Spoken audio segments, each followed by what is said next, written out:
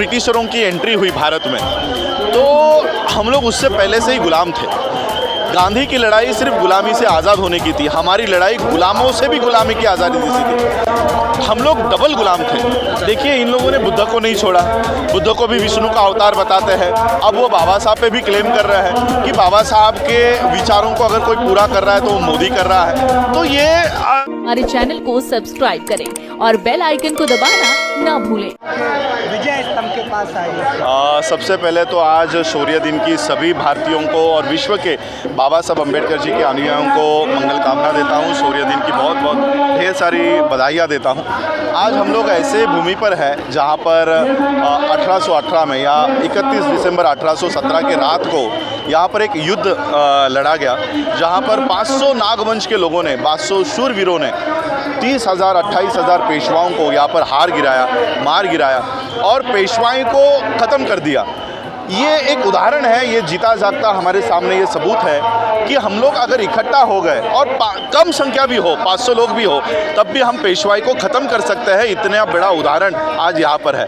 आज यहाँ पर रात के 12 बजे से लेकर आज रात के 12 बजे तक लाखों लोग बाबा साहब के इस प्रेरणा स्थान, बाबा साहब यहाँ पर आके प्रेरणा लिया करते थे, इस प्रेरणा स्थान को नमन करके जाएंगे, लेकिन संगठित नहीं हो पा रहे। और इसी वजह से आज पेशवाई या मनु का कानून, मनुस्मृति फिर से रिवाइव हो रही है, जिंदा हो रही है। तो कहीं ना कहीं हम लोगों को आज ये अभिवादन करते समय अपने आप को संगठित रखने की भी जिम्मेदारी हम लोगों को सौंपनी होगी और संगठित होके जो पेशवाई या जो पेशवा राज इस देश में फिर से आ रहा है उसको ख़त्म करना होगा। सर, हम लोग जब स्कूलों में पढ़ते थे तो स्कूलों में ये पढ़ाया जाता था कि जो दलित समाज है, एससी समाज है, ये पागल लोग हैं, अंग्रेज़ों का साथ दिए थे। इसमें क्या कहना चाहते हैं? नहीं, देखिए, जब ब्रिटिशरों की एंट्री हुई भारत में, तो हम लोग उससे पहले से ही गुलाम थे।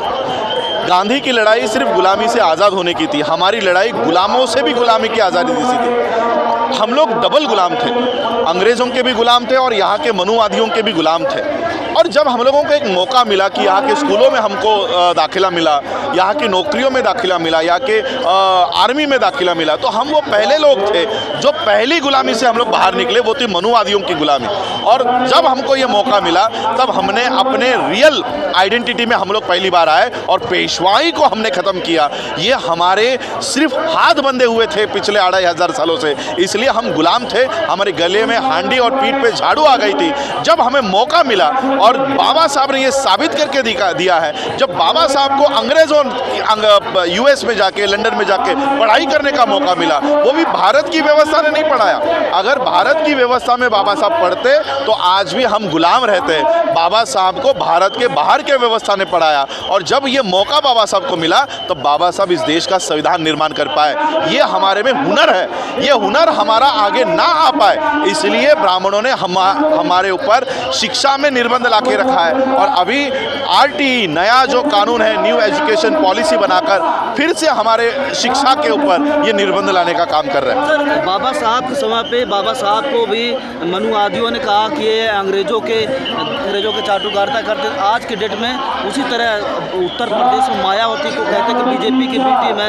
इस प्रकार से जब हमारे महापुरुष हमारे देश में कोई भी आगे जाता है तो उसमें कोई न कोई लक्षण लगा दिया जाता है। इस पर क्या कहना चाहिए? देखिए, इन लोगों ने बुद्ध को नहीं छोड़ा, बुद्ध को भी विष्णु का अवतार बताते हैं। अब वो बाबा साहब पे भी क्लेम कर रहे हैं कि बाबा साहब के विचारों को अगर कोई पूरा कर रहा है तो वो मोदी कर रहा है। तो ये जब वो किसी को हजम नहीं कर पाते तो वो उसको अपना लेते हैं। तो आज वो मनुवादी व्यवस्था जो बाबा साहब को एक समय पे अंग्रेज़ों के एजेंट कहा करते थे, स्वातंत्र्य आंदोलन में बाबा साहब हिस्सा नहीं ले रहे थे, ऐसा ही भी बाबा साहब पे आरोप लगाया जाता था।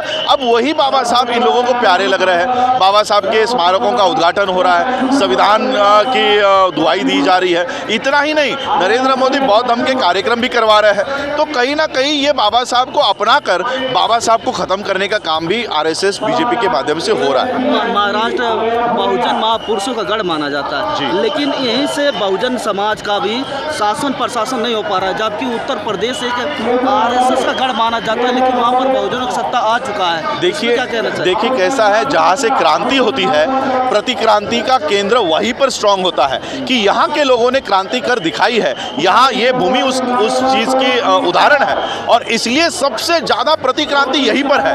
नागपुर में आरएसएस का हेडक्वार्टर है क्योंकि बाबा साहब की दम की क्रांति वहाँ पर हुई, तो नागपुर में हेडक्वार्टर बनाकर वहाँ से बाबा साहब की धम्म क्रांति को ख़त्म किया जा रहा है। पूना में यहाँ पर हमारे लोगों ने क्रांति की। यहीं पर पूना के ब्राह्मण, बाबा साहब कहा करते थे कि ब्राह्मण हर यहाँ के नालायक होते हैं लेकिन पूना का ब्राह्मण ज़्यादा नालायक है। तो ये यहाँ पर जो गढ़ है, चाहे वो पूना हो, नागपुर हो, ये इसलिए स्ट्रांग है क्योंकि यहाँ पर क्रांतिकारियों की इतिहास रह चुका है और वो क्रांति फिर से ना शुरू हो, इसलिए सबसे ज़्यादा प्रतिक्रांति यहीं पर है। आपने कहा 1818 में यहाँ पे 500 महावीरों ने 28,000 को धूल चटाई, लेकिन आज के समय में वो उस समय गुलाम थे, मानसिक रूप से भी और शारीरिक रूप से भी। आज के जो दलित जिसे कहते हैं वो मानसिक गुलाम भी नहीं है, शिक्षित में भी आगे, इसके बावजूद भी बहुत सारे संगठन बनाकर वो अपने आप को अलग अलग टुकड़ों में बांट रहा है। क्या लग रहा है इससे वापस? देखिए 1818 का जो युद्ध हुआ वो आत्मसम्मान के लिए था, सेल्फ रिस्पेक्ट के लिए था।